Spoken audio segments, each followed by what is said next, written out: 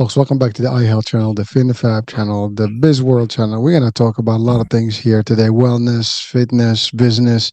A great story with someone who is an entrepreneur, self-healing coach, and author of multiple books, and just a phenomenal story that we need to hear and certainly will be inspired by. So without any further ado, I have with me Chris Terzakos. Chris, welcome to the show, man.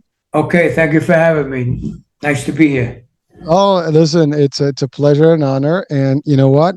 When I read your stuff, it's pretty impressive. Your story, your journey with all the ups and downs, and the resilience, I guess, and your self healing. That's a big one. And we live in an era now where people are just sick, and there's all kind of bad nutrition out there, bad food, bad elements, bad weather, bad pollution. I mean, also all different things, and people get hurt, of course, and there's a healthcare and or sick care, depends on who's who's talking and watching right now. I mean, some people will actually call it both. But the fact is, you've done quite a bit, to maintain your health. You look great, Thank you. and really, So let's start with your journey, like how it all started and how you got Okay. into the healthcare concept where you had to self heal because you didn't want to go the medicinal way. You want the healing way or Right. the natural way.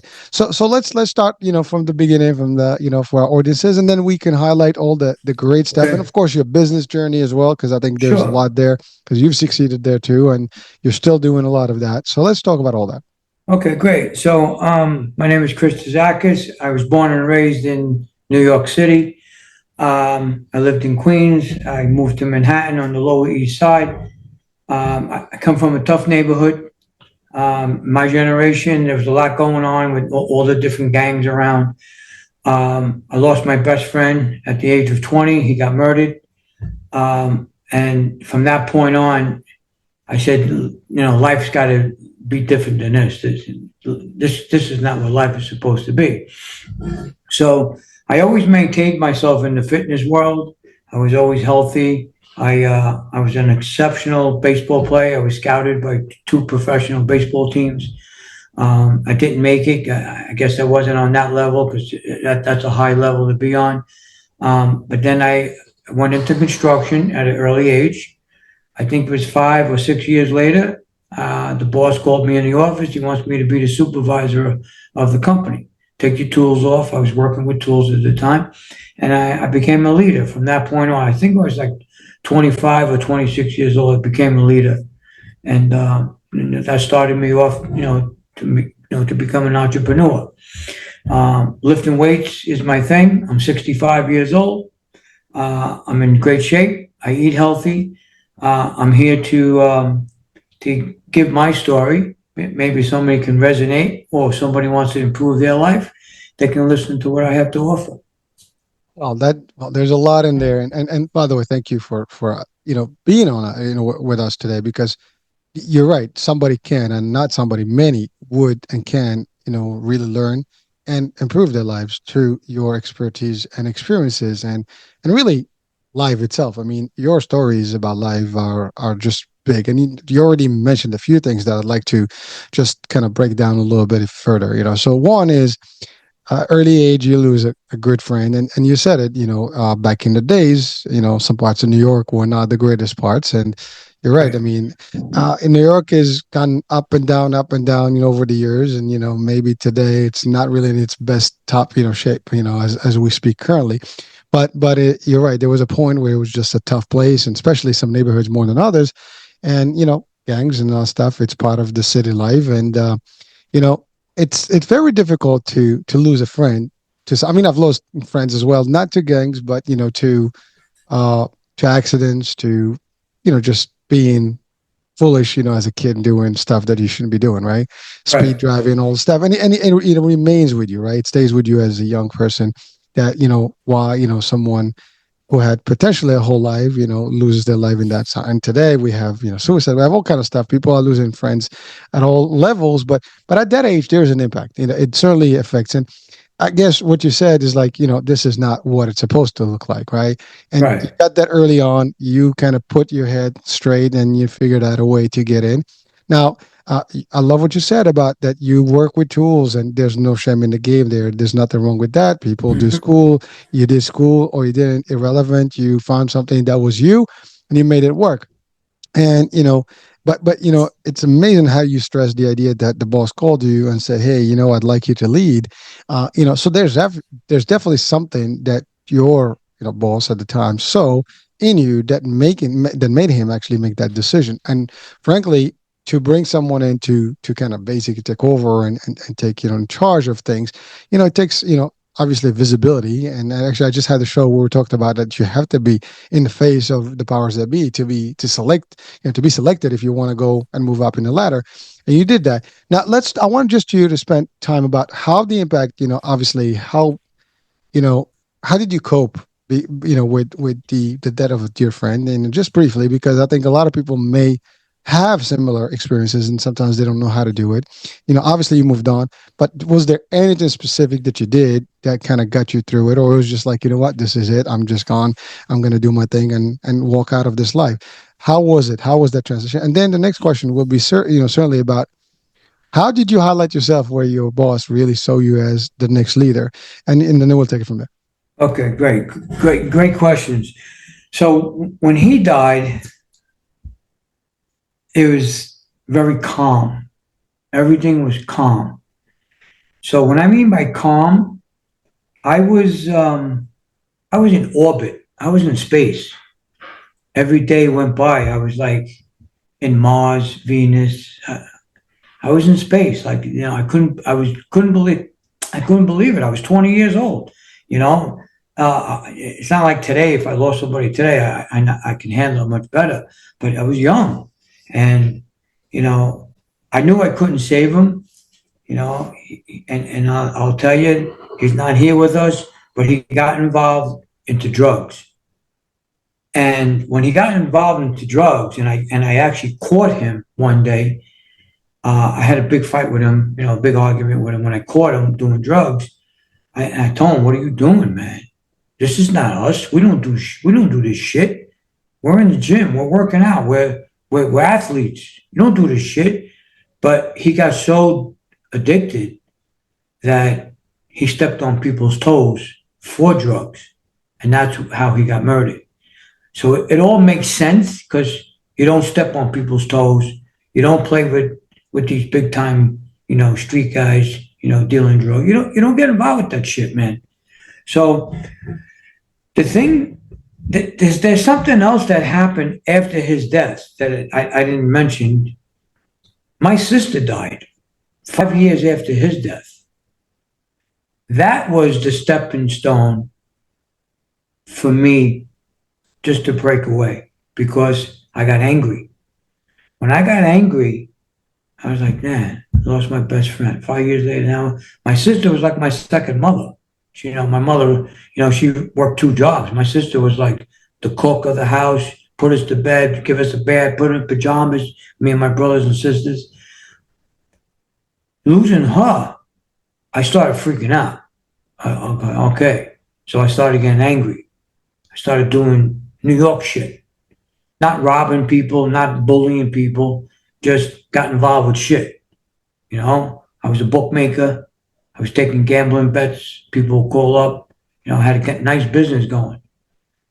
When people don't pay, I went and I did my thing. You're not going to pay? What pissed me off about that situation was, and I got in trouble, and I'll explain it to you because I'm an open book today, and it's in my book, all this information. When people won, they were there that Friday to collect their money. When people lost, I had to go chase them. Hey, John, where's my money? John, don't pick up the phone. And then when you do see them, there's 1,000 stories. Even in the construction business, when people don't come to work, they're sick. One guy told me his grandfather died 3 times. He forgot to tell me that his grandparents died 3 times. But in that world that I was in the bookmaking gambling business, that would piss you off because you paid them every Friday. They came, they got their money. What was it? 5,000, 3,000, 8,000. But when they owed you, you had to go run. And that's where I got in trouble. So I got in trouble with the law, and it was mandated by the court. They wanted me to do 4 years of mandatory anger management. So I did it. No problem. I'll do the 4 years anger management. I mean, there was other charges. I wore an ankle bracelet, I think, for a year. They monitor you wherever you go. You know, they monitor all your phone calls. They come to your house. You know, it's like a house arrest thing. So they didn't give me no prison time. So anyway, that changed my life. I gave my therapist from anger management, I gave her a hard time, like the first 3 months, you know, because I was still angry. But then after that, I got to tell you, man, I couldn't wait. It was twice a week. I couldn't wait to go to Brooklyn, downtown Brooklyn, and go see her for a session. I couldn't wait because I started feeling good about myself, you know, and looking back with all these traumas, you know, even not making the baseball team when the scouts came. I didn't listen to my coach, you know. My friend Johnny died. My sister Paula died. So, you know, I was facing all this shit, and this lady was cleaning up my head. And it worked. It actually worked. And then went back to the neighborhood, and I told certain guys, hey, listen, I'm disconnected from you guys. I love yous, but I'm going to disconnect. I said, because I have to disconnect. You know, I don't want to get in trouble anymore. My boss at the time, let me tell you, no one, to this day, he's my best friend.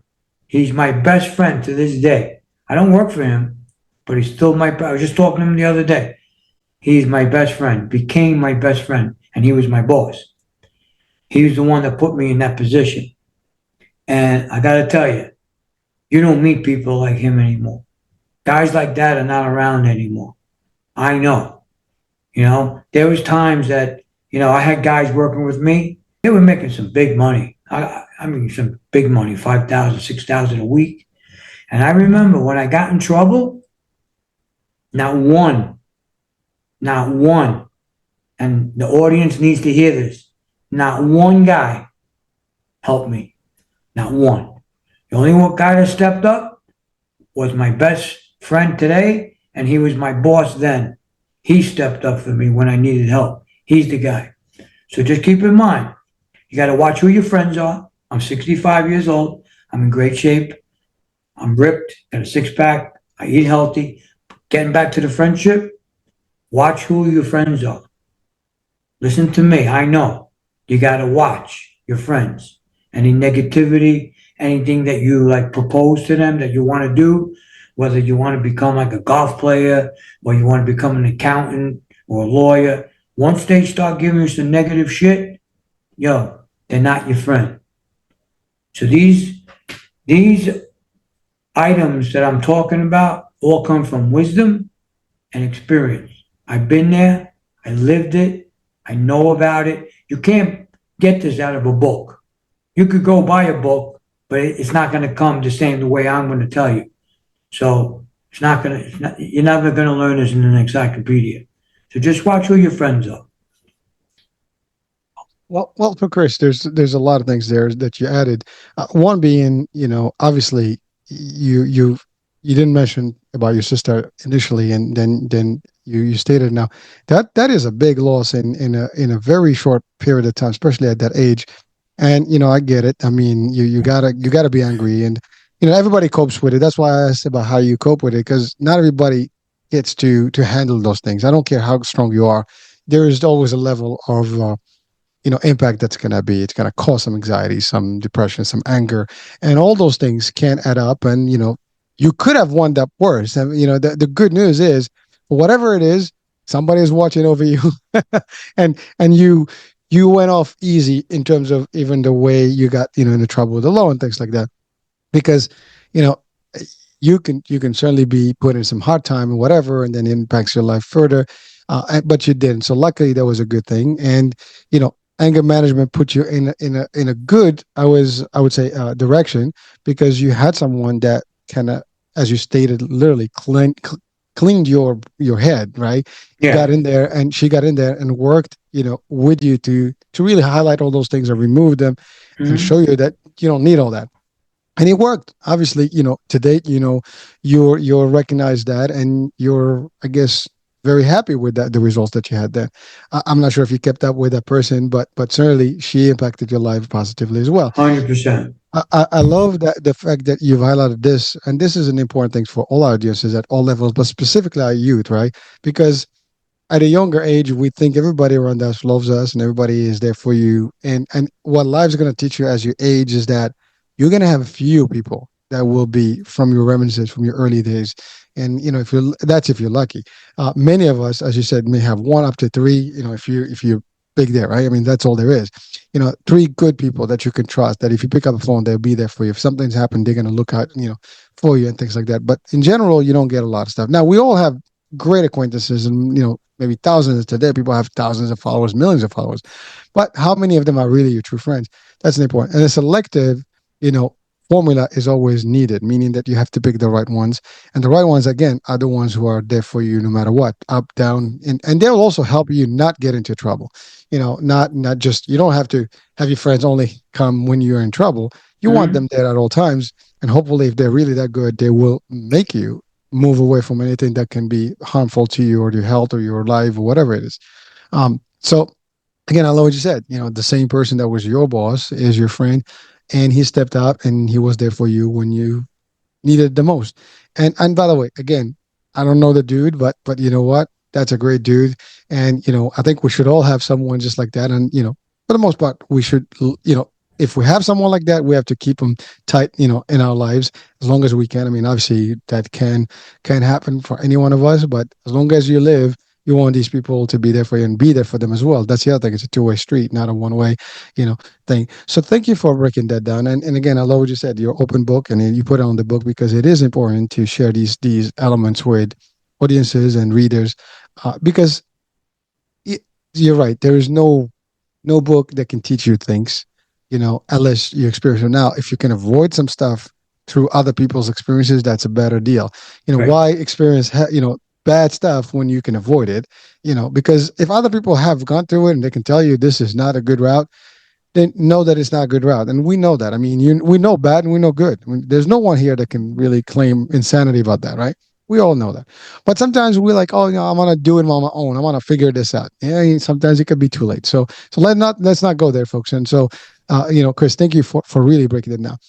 Now, I love what you said about you're healthy, you're ripped, you're doing stuff, you've been in Yeah. this world, and you manage all that. I want to touch on that a little bit about the health. And I know you had Okay. some health condition that you kind of cured yourself, kind of, I did. concept. And we want to talk about that. That's a big one because many people may possibly experience what you've experienced, and there's probably surgery that's in stake there, and you've managed your way out of surgery to heal it. So we'll touch that in a minute. But I want to talk about that piece of your leadership and your Okay. skills, and how really you manage to lead and be in that position. And the reason I want to highlight this is that for anyone that's out there in the beginning of career, and you got to look at this. It's a long journey, it's a marathon, and if you want to go to the next level, there are certain steps, and you've done some of the stuff to make that leap. So what were some of the things that really made you noticed enough with this, now currently your friend, at the time your boss? All right. So, in the leadership position, you need to listen more than talk. You need to listen to the people around you, in the business, or whether it's a sporting event or a sporting team. But in the business, I used to listen to my employees. I used to listen to their suggestions. And then I would dissect all their suggestions and then maybe use a little bit of his, use a little bit of his. That's what a true leader does.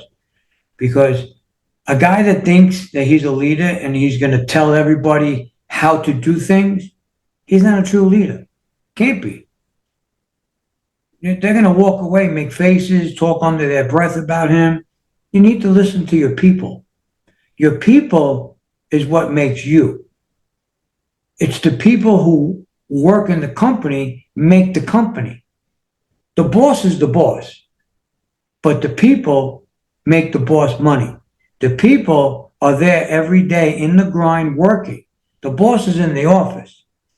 Okay? So you need to listen to your people. If you want to become a leader, just listen to your people. You're going to get people who don't make any sense, but you're going to get people that make a lot of sense. And those are the ones that you keep. And that's what makes a true leader. You know, a baseball team, you got a manager. He manages the team, but he listens to the ball players.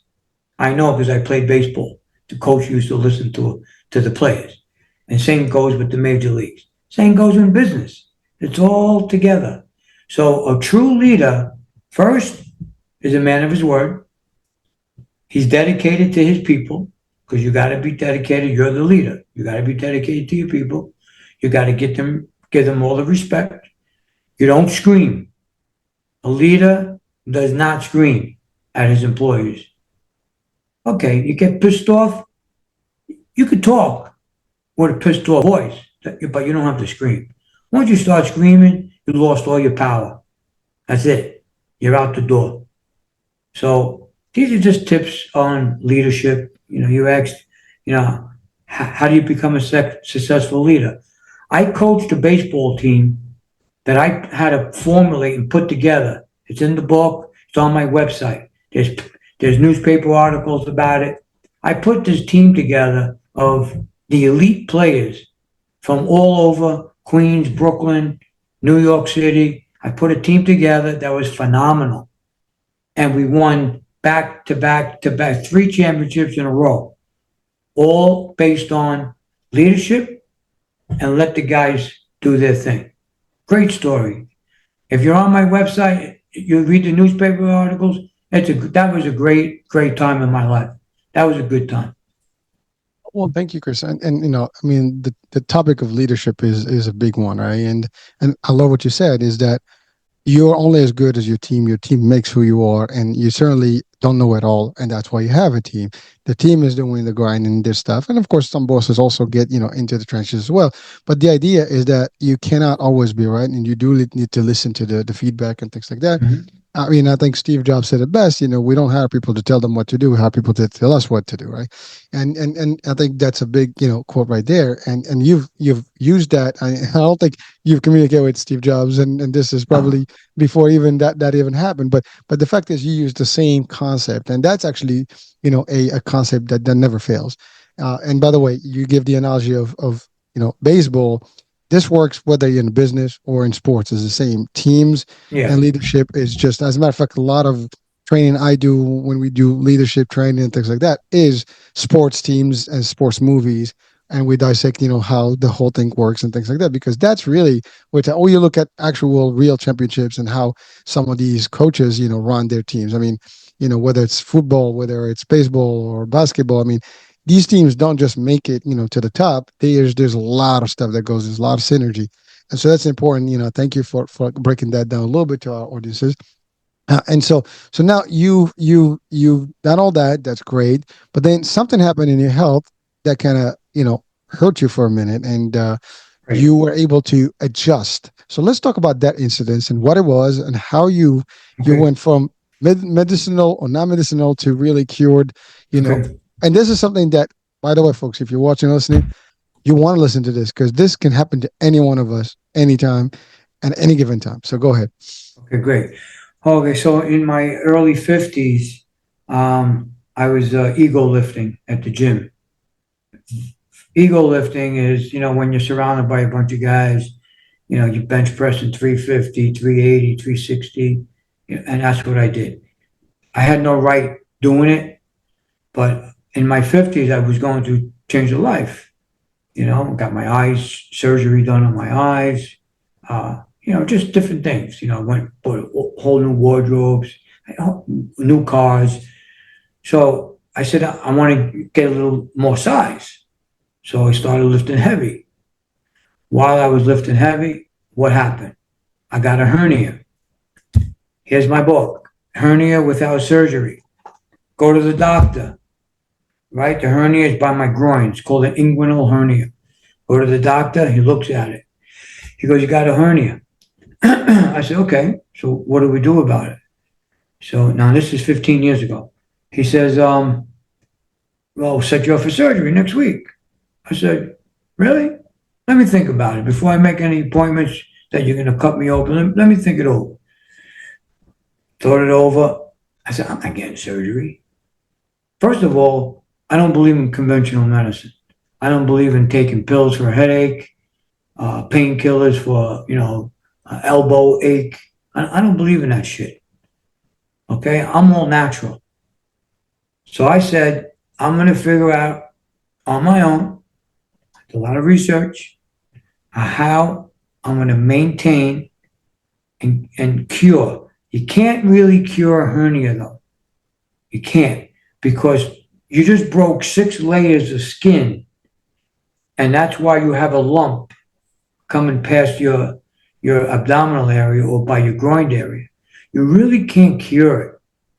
You know, I know when you get surgery, they put a patch. Like you put a hole in the wall, they put a patch and they put spackle over it. It's basically the same thing, but they're going inside your body and they're putting this piece of mesh. I don't want that. I don't want no foreign part in my body. And furthermore, if the mesh snaps in your body, guess what? You're back in surgery. You're gonna get to reopen you up and you got to redo the mesh. So that wasn't for me. So I said, I'm going to find a way to maintain it. And I did. Here I am, 65 years old now, 14 years later. You can hardly even notice that I have a hernia. It's there. It does inflame once in a while from stress, because stress will inflame it. If you eat any toxin foods and you create inflammation, it'll start getting puffy again. But I figure out techniques, it's in the book, of how to get it as down as possible. I still work out in the gym. I still do my exercise. I don't lift 375 or 350 anymore, but I'm working out and I'm living a normal life without the surgery. So I have a lot of testimonials on my website. People wrote good things about me because they follow me on the hernia. I got some exercise, certain ways to train with the hernia so you don't re-injure it. It's on my website also, a couple of movies that I did. And yeah, no surgery.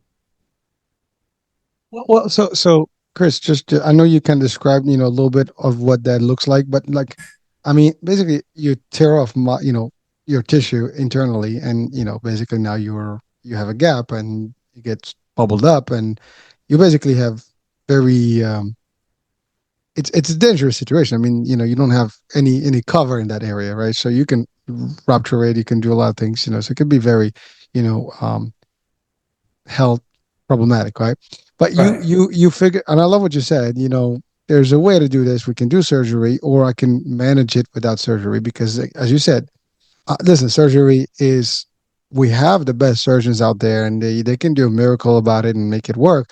But again, even the best surgeon will tell you, if you can avoid getting under the knife, do that, because there's always a risk with surgery, whether it's blood clots Mhm. and other things that can happen, and or infections and so on and so forth. So it is a difficult, thing to undergo, and if you can avoid it, please do.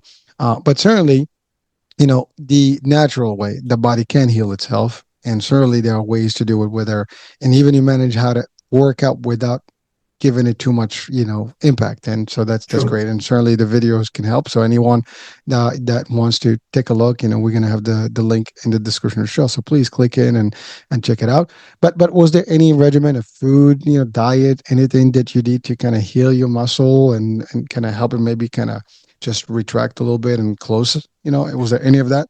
Yeah, yeah, that's a good question.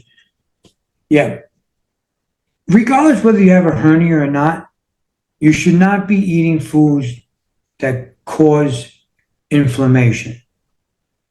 Inflammation is what kills you, not a heart attack. It's the inflammation around the heart that'll kill you, or the arteries. So now let's go back to the hernia.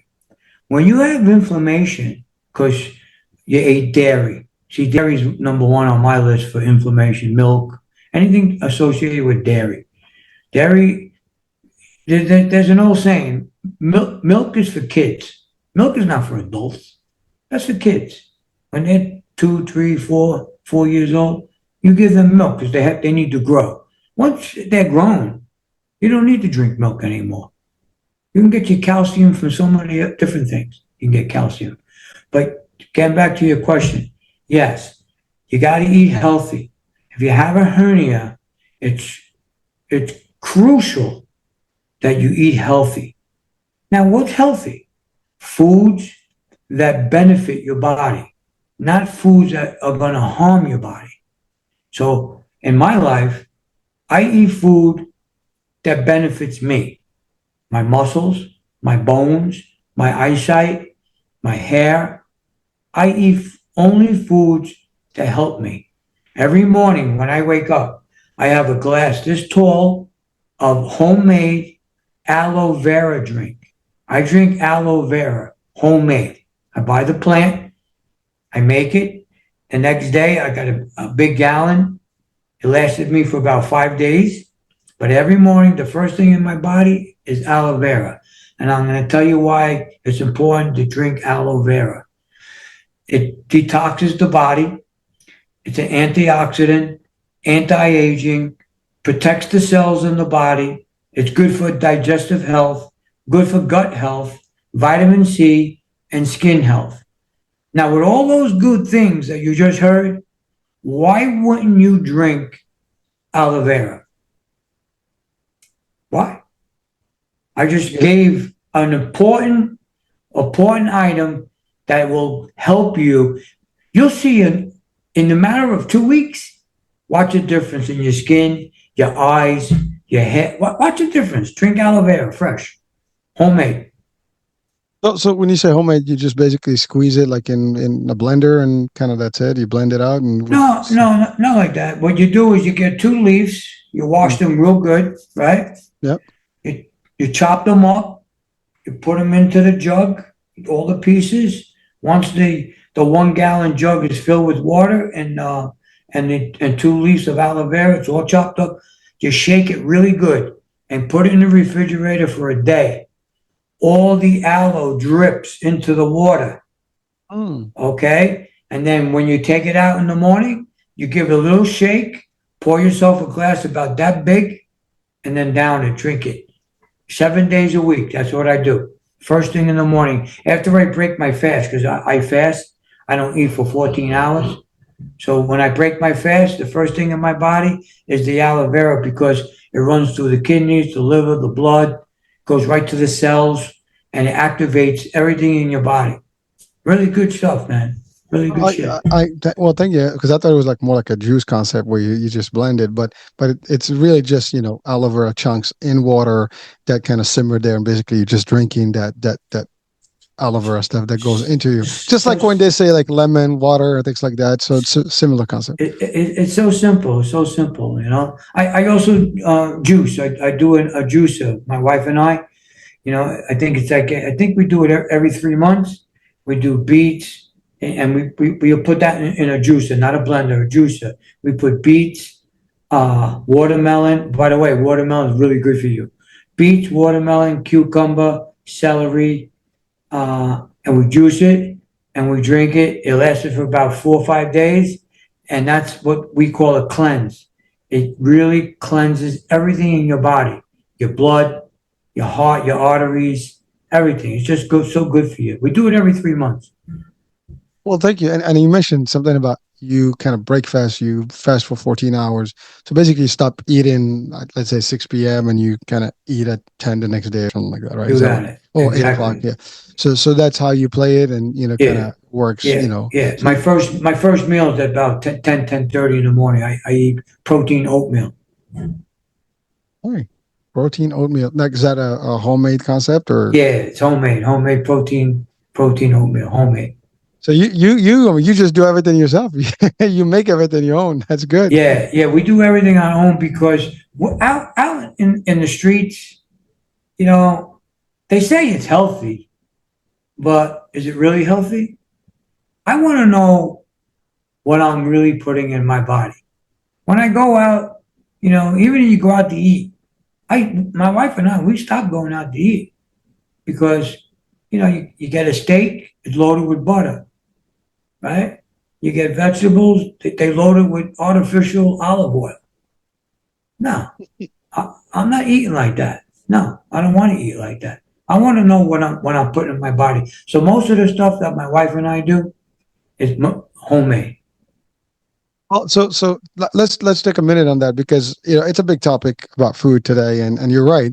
Um, you know, uh, it's just unbelievable to realize that what we have out there, it's really synthetic for the most part, very dangerously high with pesticides and glyphosates and all the stuff that is really bad for you. And we have all the wrong things that are being on the shelves that for common stuff that we use. The oils that we have are basically inflammatory and all these things. And I'm not just hurricane saying this. I have the nutrition channel, the high health channel, so we do a lot of look into this stuff, and we've had experts, and as well as I follow a lot of the good groups out there, and the advocates on nutrition and things. And it is amazing what you've last year. I mean, I my eyes got bigger and my ears got bigger in terms of the information that's out there and what we're Mm-hmm. seeing. I mean, I literally I made that managed this mentioned this a couple of shows. My wife and I were just having fun earlier. I have an actual Burger King Junior in the fridge for about 3 months. It hasn't spoiled. And I had a hot dog for 4th of July. One spoiled halfway, the other one hasn't yet. So imagine, what that means in your body when you eat something that cannot possibly spoil in 3 months. In fridge or not fridge, things, do go bad. If you buy, anything else in a couple of weeks, it's just gonna go bad. These things are literally, I mean, it looks exactly the way I did it, just old, but that's kind of amazing. And that's really what people are eating out there. And so all the stuff that's out there is dangerously and not healthy for us. Now, yes, it tastes good because they put all the stuff that is tasting good in it, right? The sweets and stuff, the sugars and all that. But when you look at it, it's all dyes, sugars, corn syrups, different types of sugars, and or sugar in a different name. You got all the extra stuff that is not healthy for you, all the chemical things that you cannot pronounce, all that stuff. I mean, ingredient lists are like super long in our products where it's funny. Now I look at these things. I was at a store the other day and I picked up a pack of chips, a bag of chips, and I turned it around. It was actually it was not domestic. It came like an import, right? And it had three ingredients, and it was all natural. There was nothing else. So basically it was avocado and maybe like salt and something. But it was three things that were completely things that we can eat, and there was nothing else. I picked another one that was local and it had about 10 ingredients. A couple of them I couldn't even pronounce. They were all like, chemically enhanced stuff, sugars in there and things like that. I mean, no wonder we have diabetes and obesity and all these things are like, crazy ADHD, dementia. All these things are really a direct, I guess, outcome of what we are being, fed, in this world. Now, I love what you said. When you do these blends and these juices and stuff, I'm assuming you buy the good stuff, the more Organic. organic, exactly. And Organic. even organic, we have to be careful. There's some things that are disguised in organic, not fully organic. So you got to do your homework. And again, I follow a lot of guys, on the social media that actually literally that's all they do. They actually show you the products, what are substitutions that you can have. And if Mm-hmm. you follow these guys, you probably can make a better health choice without breaking the bank. And there's a lot of out there stuff that's available that's healthy. I mean, it costs you a couple of pennies more, maybe a couple of dollars more these days, but your health is worth some extra dollars, no matter what. And you can still make it in the budget without going crazy. So thank you for actually highlighting that part, because the nutrition part, as you Mm-hmm. said, your body's got to heal the right way, got to get the right nutrients in order for it to maintain. I mean, God bless you. Said 65, you look good, man, and Thank you. and you feel good. I bet because that's the other part. You don't feel aches. I love what you said. You don't take medications and pills for pain. I mean, pain No. is going to happen, but if you can sustain the pain, and by the way, pain means inflammation, as we say. So there's something that triggered it. So we just have to find that source. And again, always find the root cause of whatever is affecting our body. and there's a good chance you can figure it out. And if again, fasting is a great thing, as you said, to detox your body. It's Hmm. great. So all these are like you've highlighted all the key things that can make you live a vital life and healthier and really be able to do things at at any age really, and even older age without any problem. I mean, you aging process. There's the natural aging. I think there's the metabolic aging, whatever they call it. So there's all these things that we have to look at, and you just have to maintain the tradition of health. And Hmm. it's not very easy, but again, it takes awareness. And you did it. I mean, you managed, and I love also the fact that you put all these tips in your book. Now you've had multiple books, not just that one, right? I wrote 3 books. Yeah, I have 3 books on the other one's about how to increase testosterone naturally. Oh, that's big. You want to Yeah, spend a minute on that one because testosterone is it's a big thing for guys, and I think even some for girls. There's some level. I think there was a discussion one time we had where there's some of that, but we're different in terms of that. But really for the guys, that's the biggest. Low T is right, like it's really right, affecting a lot of guys in a lot of right, areas. Your hair, your stamina, your metabolism, all this stuff goes right. down the hill. So how do you do that? How did you manage to boost up your testosterone? Because this is how I went to a doctor.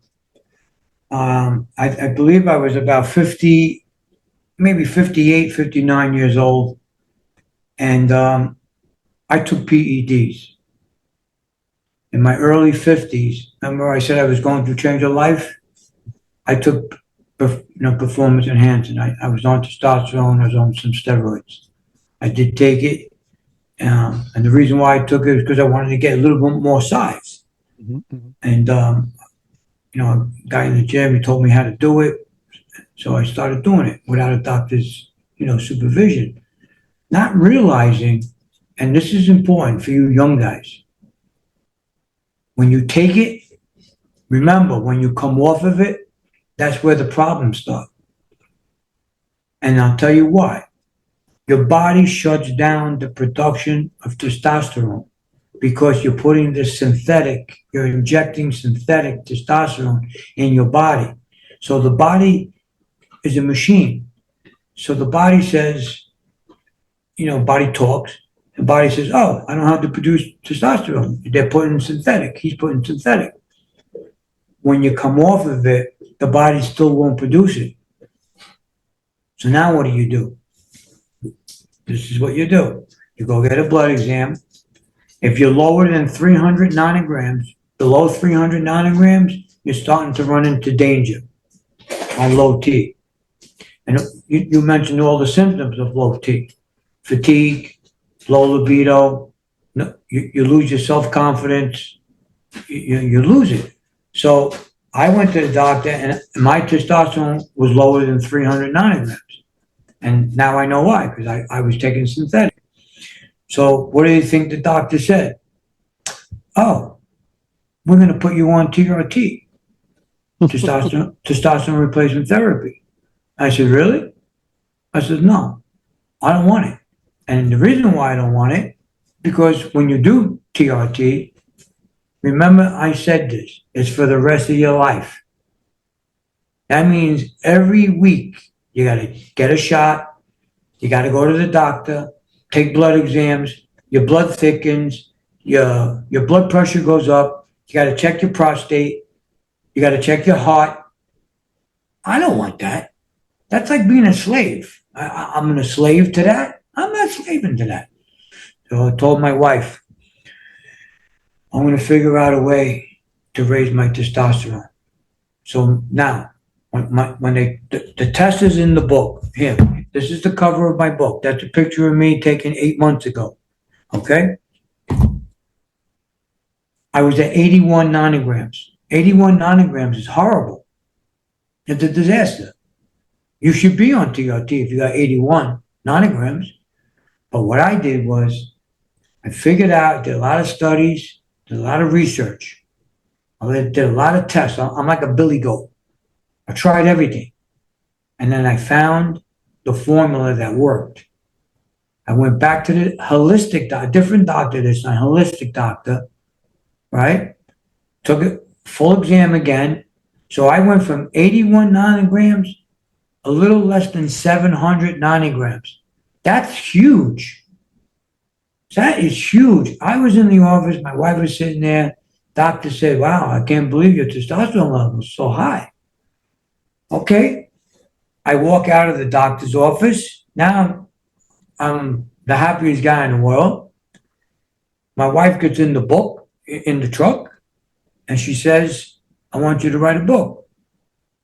I said, you do? She said, yeah. Why not? Show these guys, and this is my wife talking, show these guys that they need to stop listening to doctors. Doctors want TRT because they get the $300-400 a month. Okay, so do the math. If you can get 100 guys a month at $400 a month, look at the money that they're making. So she said, write the book so people can learn or follow some of your program if they don't want to follow all your program, that they can get natural testosterone the way you did. So I wrote a book. Very simple. I wrote all the steps. I think there's 7 or 8 steps to the book to raise your testosterone. And look at today, 65 years old, 700 nanograms is my testosterone level. I'm good. I'm good. A 65-year-old man, his testosterone, if it's normal, it's about 400. I'm at 700. And I'm going to stay at 700 because I'm going to continue doing what I'm doing. Well, just I know that would like people to actually get the book, but without going into the details, is that like just natural remedies, food? Is it a combination of multiple things? Yeah. Is it like just herbs? I mean, what just in general, without going into the I'm going to details. share. No worry, I'm going to share. Even if people don't buy my book or not, you don't have to buy my book. Just listen to this. Just listen to this interview, and then you'll be on your way. Okay, so we talked about olive oil, right? Okay. When you go to a store and you're ready to buy a bottle of olive oil, I want you to look at the back label. When you look at the back label of olive oil, if it comes from 5 or 6 different countries, you got to put it back on the shelf. You're not buying authentic olive oil. Olive oil has to come from one place. Now, we buy olive oil in my house either from Greece, Italy, and Morocco. But we know it comes from one place. So when it comes from one place, now you bought genuine 100% olive oil. And the reason why I say olive oil is because olive oil will increase your testosterone by 17.4%. So I take a glass of water, I take 2 tablespoons of olive oil, mix it in the water, and I drink it 5 days a week, 2 days off. You'll increase your testosterone level in a matter of 2 weeks just by using olive oil. Ginger. I eat fresh ginger every morning. My wife chops it up. I take 1 teaspoon, it's equivalent to 5 ounces of ginger. It's 1 teaspoon. She chops it up. I scoop it up. I have a couple of pieces of pineapple, and I eat fresh ginger. Why do I eat fresh ginger? Fresh ginger is great for so many things. It reduces inflammation, increases testosterone, increases blood flow, which us men need. We need blood flow. Okay? So that's why I eat ginger. It's also good for your dopamines. You get happy, eat ginger, watch about half hour later. You feel happy because it goes to the brain. Who needs drugs, right? You can do it naturally. Right. And that's why earlier I said I use food to benefit me. Okay? And that's what I do. So, yeah. So I gave you a couple of tips. There are some supplements. I'll share a few. It's on my website. One of them is called Tomcat Ali. This here will help increase your testosterone by 27%. Now, this here goes great with Tomcat Ali. It's called Fandogia agrestis. This here will hold the level of your testosterone. So if your level's at 450, the Fandogia will hold it there, it'll keep it there. So Those are steps that I did, and I still continue to do it. I don't take supplements 7 days a week. There's one supplement that every person, man, female, should be on, and I strongly recommend it, is vitamin D. Vitamin D is so important for your body, especially for us men. Now, I go into the sun. I live in Florida.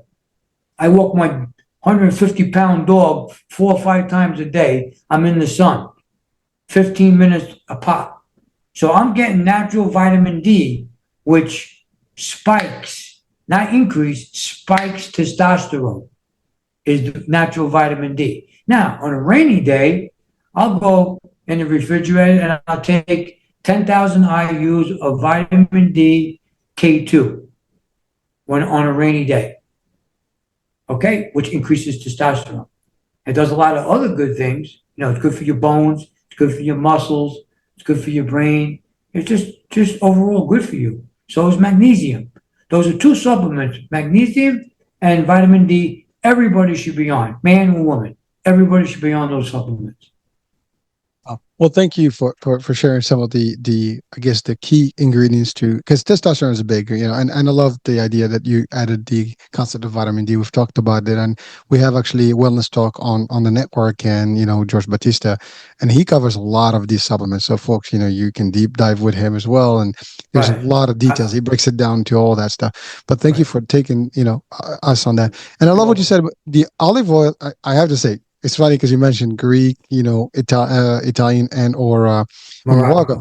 I am from Morocco, so actually I have that every morning. I Good for have you, olive oil bro. literally every morning, but also I have the Greek, olive oil, and the Spanish olive oil. They're very powerful. I've had Italian, but it's a hit and miss. You gotta find the right one. So Right. not the ones in Costco, but they have some real imports that you can get from like like I don't know if you have little in Florida, but they have some good ones here in the upper eastern U.S. concept here. But you can find these things where you can order them, online, and there's Online. We yeah, buy it online. We buy for yeah, online. there's great ones, and you're right. The content is pure, and it's not mixed. You don't know, it's not cheated. It's really potent stuff, and you can Right. tell one thing about olive oil if you have it. Once you take, first of all, it has a strong taste, and it's a good taste, like a sweet kind of tasty, Right. Tastes and delicious. it is delicious. And it actually, when you and also Turkish, there's also good Turkish, oils that you can get out there. But if you believe me, if you have, in the morning, your throat hurts, whatever, and you put some real olive oil, it's gonna actually burn in your throat. That's how strong it is. But it's not a bad burn. It's just like that there's some. It's like the honey, right? If you have something in your throat and you put some real raw honey, you feel it. Right. So it's pretty powerful. So I love the natural concept here, and really these are things that anybody can do. It's funny because I travel a lot, so I go to Spain, and in Spain, breakfast you go to any place, they have like there's always an olive oil on the table for your bread, and you kind of like just pour that thing on there, and it's very delicious stuff. And it's and by the way, you notice people in Europe, they're kind of healthier than us. Unfortunately, they are, and whether we Right. like it or not, yeah, they may not be as big and go to the gym the way we do here, but their food, their nutrients are much healthier. So physically, they're better than us in a lot of ways. And that's not a secret. People today, they've discovered that European food, similar stuff that we sell in the U.S. versus in Europe, for example, have less ingredients that are bad to you and health, and there's no less pesticides and things like that. I mean, they've done studies now where pretty much almost, if you eat non-organic, you're going to have pesticides in your body, whether you like it or not. And 100%. yeah, and then I was just looking at a study that was done, and they took a family that they kind of removed everything that is non-organic and gave them organic, and a couple of them, and they tested them their urine and stuff before, and they found the actual levels of pesticides. And as soon as they switched a couple of weeks later, all those pesticides almost vanished. There was very little left over on those, and just show you, what it is. Because frankly, that's what it is. I mean, the chicken we eat, the food we eat, everything that we eat is kind of like all manipulated in a way or shape or form, and it's Right. really not healthy. Now, I get it, folks. If you're listening to this, it's probably like either an eye opener or like shut up, hurricane. We don't want to hear this. Well, it's up to you, folks. But I always give the image of the Matrix movie where red pill versus blue pill. That's a Right. choice we have to make, right? You get the red pill, Now you know what to do. You get the blue pill, you know, and you stay whatever you are and you're comfortable, and that's cool. But it's never going to be cool when you start getting sick and feeling pain and aches and things like that, and things get worse.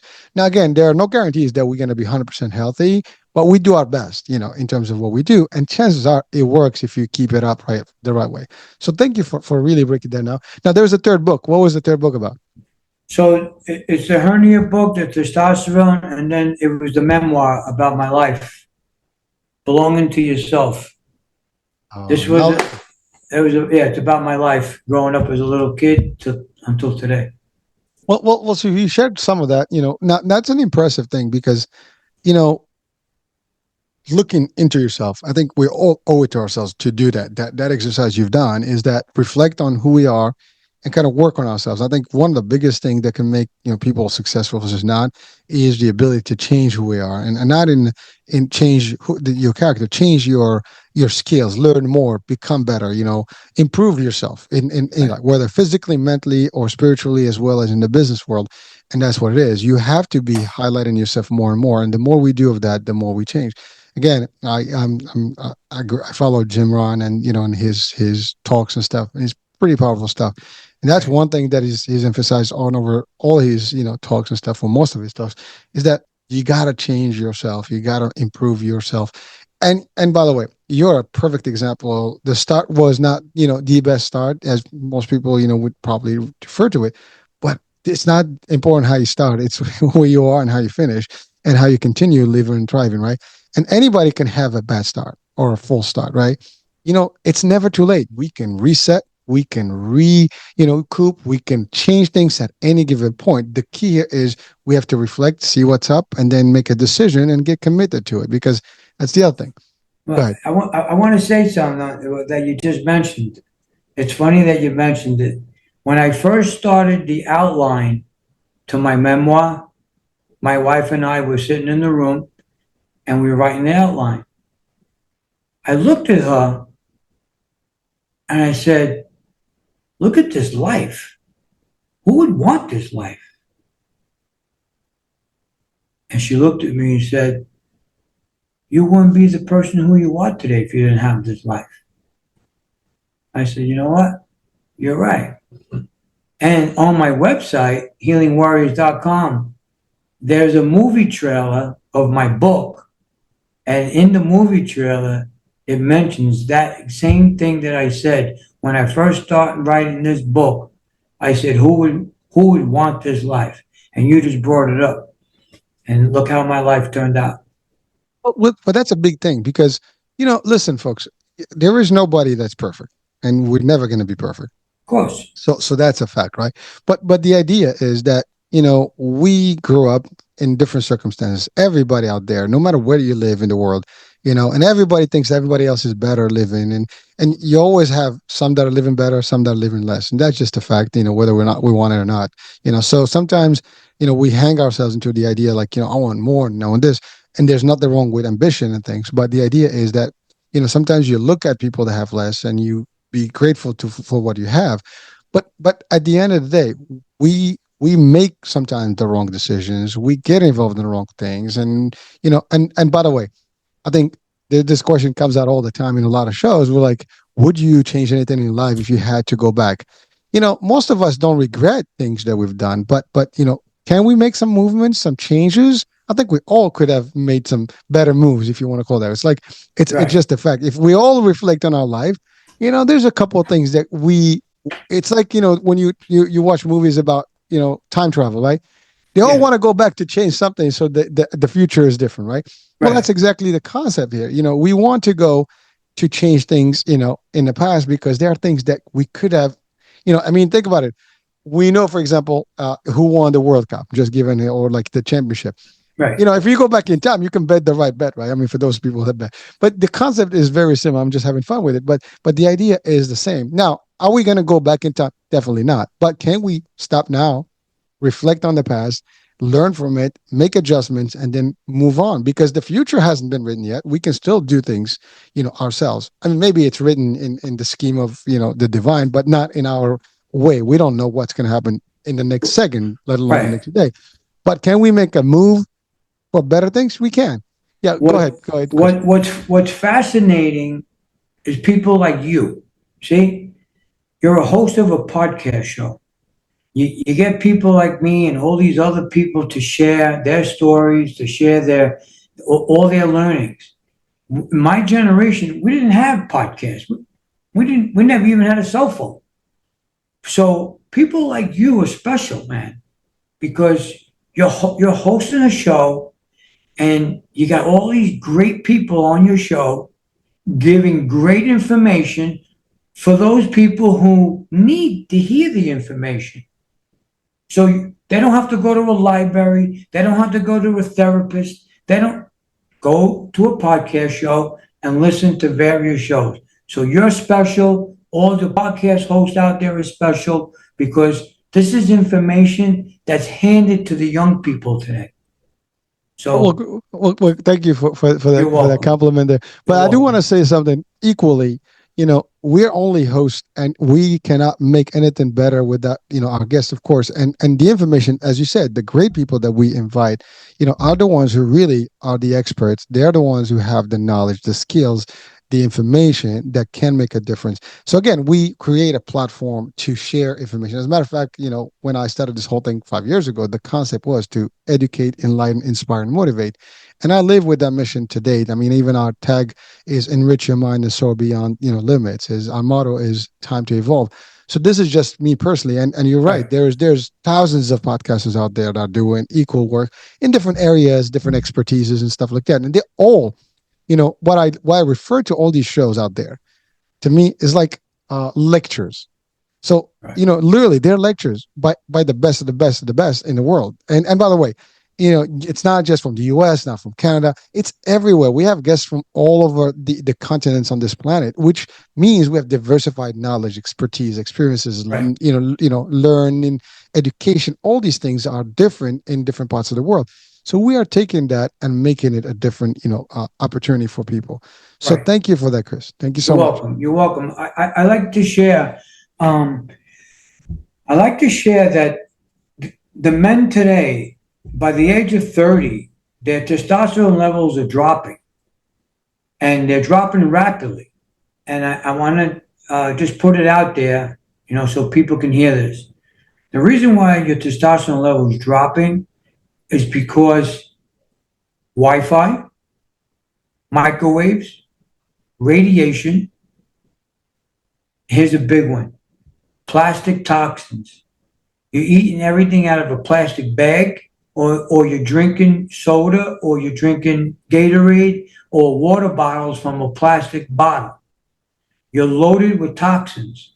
Those toxins will decrease your testosterone. They will interfere with your testosterone. We all know sugar is the worst thing for testosterone. So if you're eating sugar, you got to get off sugar.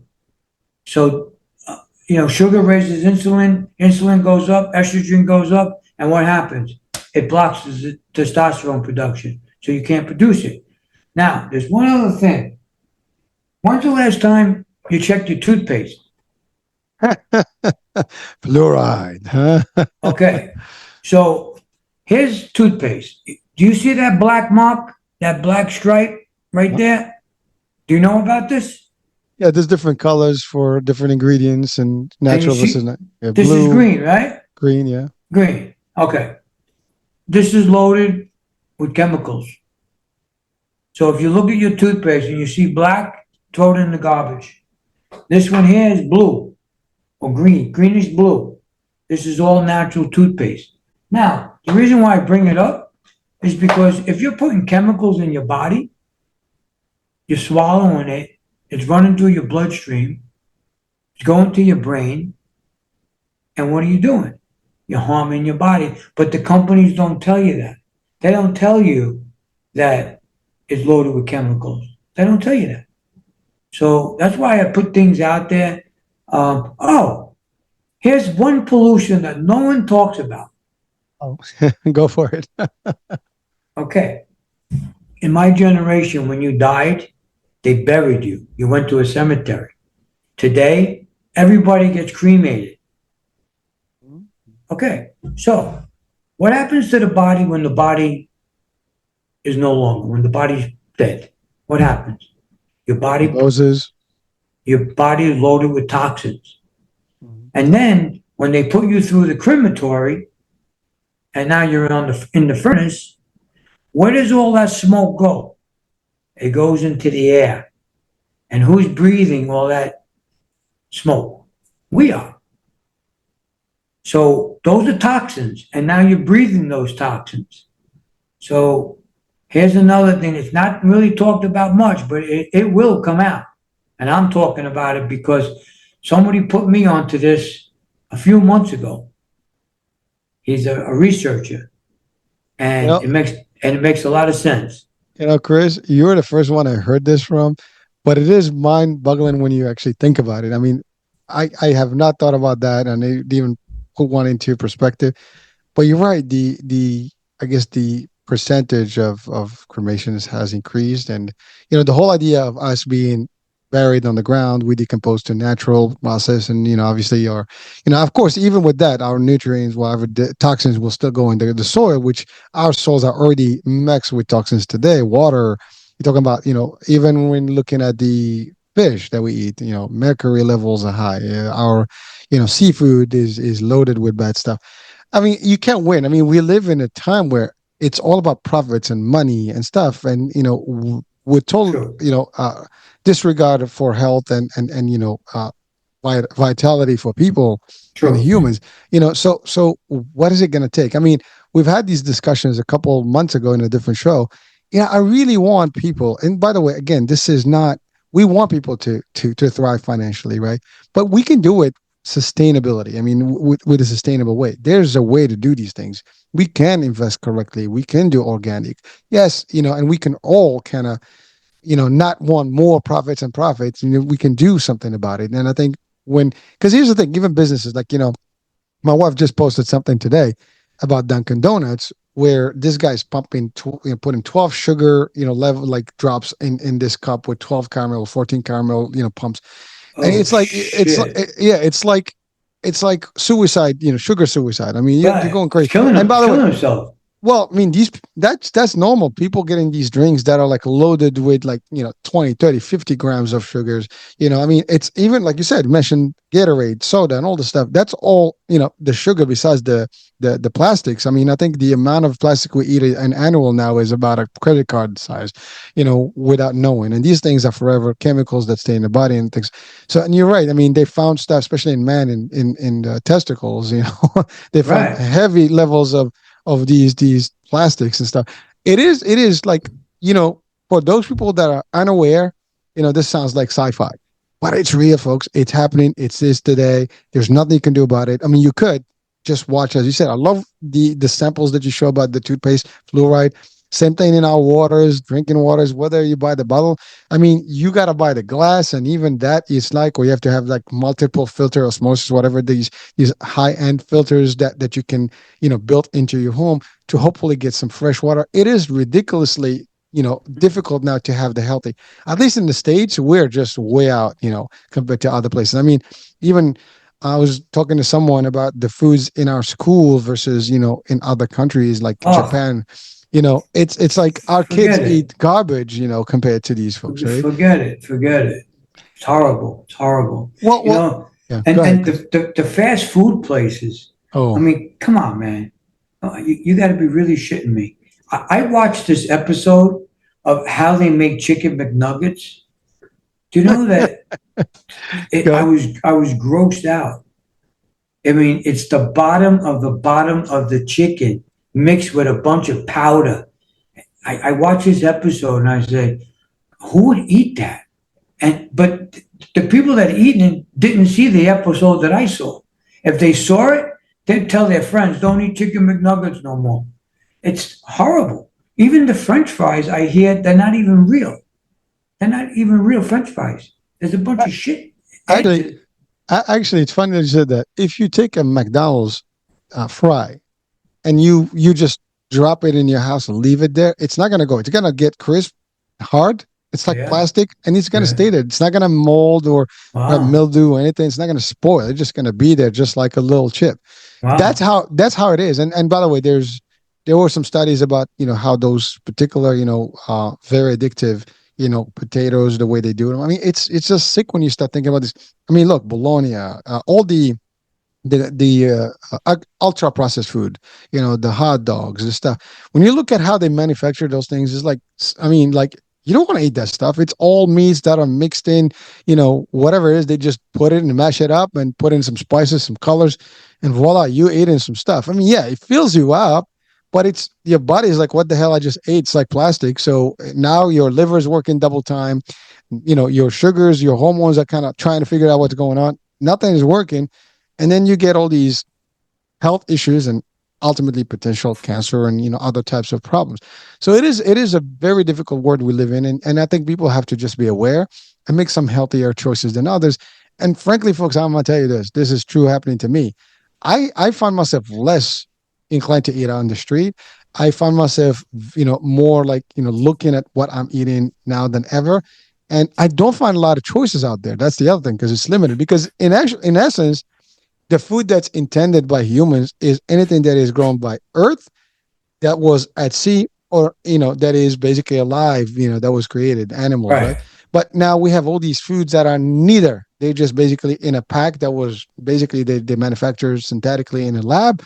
They got some good sweets to them, and when you look at them, it's fluff. There's no nutrient components to them. It's just like it's food that fills you up, gives you a good hype, and you get addicted. And people that eat these things, they want more of it because it's very addictive, and that's all there is. Now, again, it's this is not a conspiracy, folks. These are the real things. It's the statistics, it's the studies. People are fighting this, talking left and right, and I mean, there's small talks out there compared to these industries. They're very powerful, and they keep pushing. And some of them they listen. Sometimes they make tweaks, but the scientists are the ones behind these right. foods. It's a science experiment, and we're the big population of guinea pigs that are getting live testing.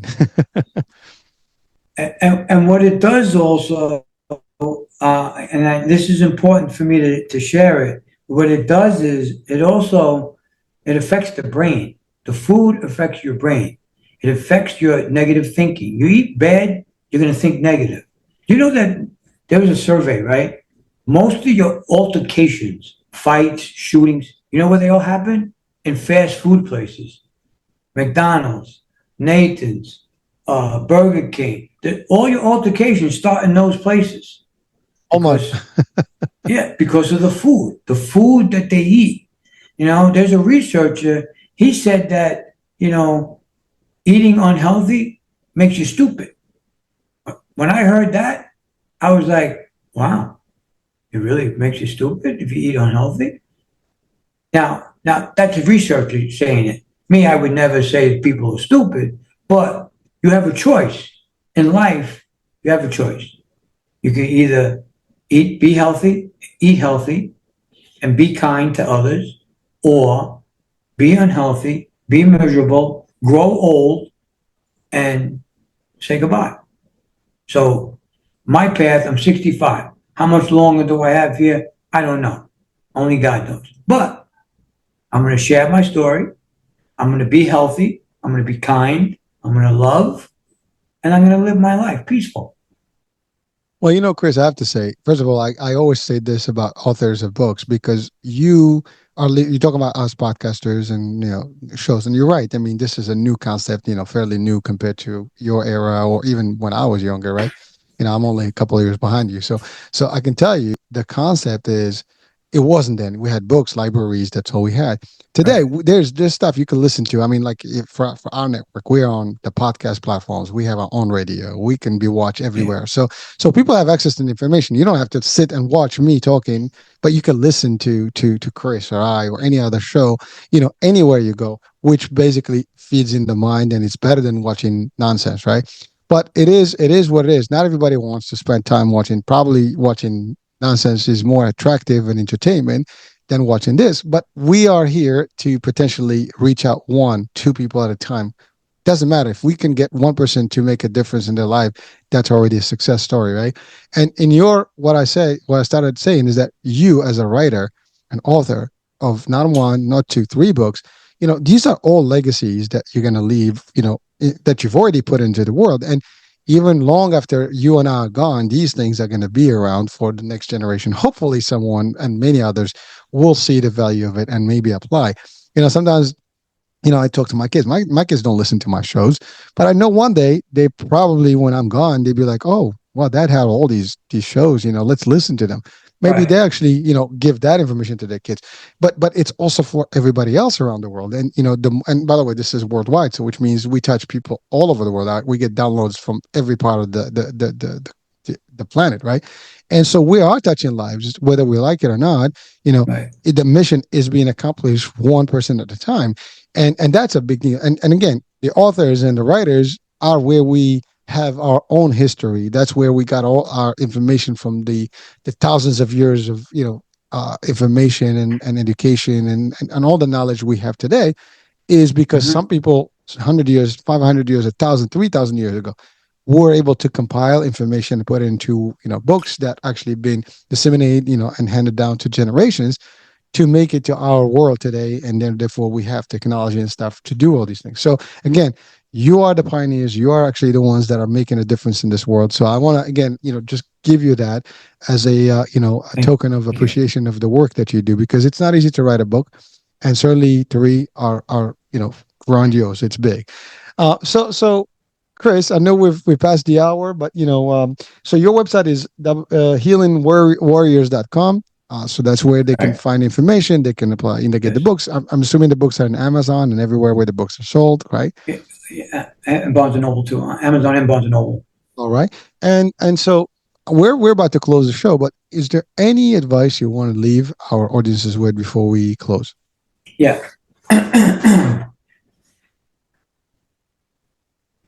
Do not let anyone stop you from any of your goals or your mission that you want to do in life.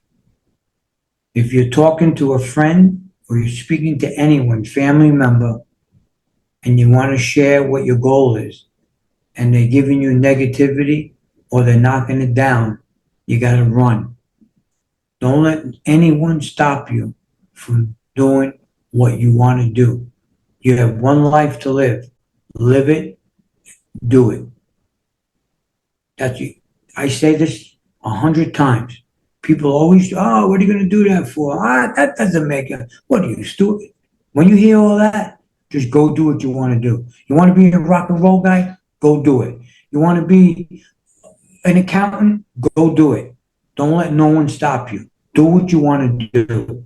As long as it's positive and you know that you can help yourself first. And by the way, self love we didn't talk about, but you got to have self love. Well, we're still And here, so let's talk yeah, about it. yeah, you give got us to some, help. give us some of that. Give us some of that. Yeah, you got to have self love, and that's why the book is called "Belonging to Yourself," because it was so many years I belonged to other people. I was big with the company. I was big, in the street life. I was big with the unions in New York. Okay, I was affiliated with 4 or 5 unions in New York. I was well respected. But guess what? I didn't belong to me first. I was belonging to them. Until I realized when I needed help, no one came to help me. I said, shit, that's because I don't belong to myself. I need self love, man. So when I did go to that anger management class, I was learning to love myself. I wasn't loving me and I wasn't belonging to me. And that's why I wrote the book, Belong to Yourself, because that's what you need. Belong to you first and then belong to your family, your kids, your wife, you know, your co-workers. Belong to you first, though. It's important. Thank you, Chris. And you know what? That's a powerful and beautiful message, because at the end of the day, folks, if you're not in love with yourself, and I'm not talking about selfish love and like, being, vain, like really taking care of you first, you cannot be Yeah. good to the rest of the people around you. You got to take care of number one to be able to be great for everybody else around you and have a positive impact on the others. And I love that message, as well as the message of positivity and believing in yourself. As you said, if you want something, you have a dream, go after it. Don't let anybody tell you otherwise. If they're not supporting it, then you don't need them in your life. if the true people that love you will support you no matter what, they will be standing behind you 100%. They will lead you. They'll be there for you. And again, so Chris, thank you so much for really sharing that. That's a big, big message that, resonates, that should resonate with a lot of people out there. And frankly, we hear it sometimes from a lot of different talks, but it is important. The more we hear about it, the more we get reminded of it, the more we do better. So, folks, that's all there is. You're out there, you know, look out for yourself. Do the right thing for yourself. As you said, you belong to the world already, but if you don't belong to yourself first, you're just going to be caught in everybody else, and eventually they can drop you and you're not going to find yourself. So you find yourself first, know who you are, do the right thing by you, then the rest will be easier. It's a beautiful stuff, and we have a whole book for it that we can look into. So please do check out the website. Do actually check out the books. Certainly do listen to this episode, and maybe even replay it, because there's a lot of stuff that Chris shared with us today that can really make our lives much better out there. Again, I always say this. I thank my guests because I am actually the first client of my own shows. I listen to these things that keep me pumped, keep me going, and I learn a lot. In 5 years, you'll be surprised how much stuff I've changed a lot in my own way, behavior, and how I operate and how I listen to things, and it is a big thing. So it changed me. It is changing people, and it's all positive, folks. There's nothing that we have shared in this hour or so that is going to take anything away from you in a negative way. It's all going to enforce more. If you're great already, it's going to keep you there and get you better. So that's all there is. All right, Chris. Well, thank you so much for being with us, man. It was a Great, an great. honor, man. Thank you so much for having me on your show. I appreciate you. Oh, I appreciate it as well. Thank you so much. And that's it, folks. So we're wrapping it up. I'm Hurricane H. We'll be talking soon. New day, new show, topic. Bye for now.